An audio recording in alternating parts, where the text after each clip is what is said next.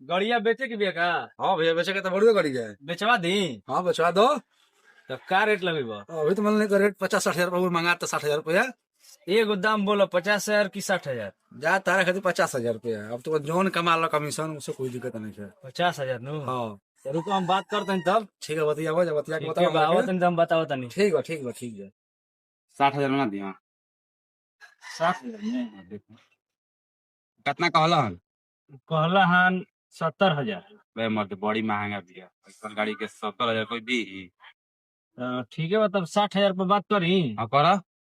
ठीक है मतलब हम 60,000 पर बतियावत नहीं। हमू तो निमका से बात कर तनी। ना ना तू उनका से मत बात करना तो बढ़ चढ़ के बोल दिया। ना रुका ना बात फंस जीवा। थोड़ा सा बात कर तनी। भी मत मत जा तनी पूछ के आऊंगा से। ना मर्द बढ़ दिया ना और तू फंस जीवा। ना ना रुका हम पूछ के आओ तनी से।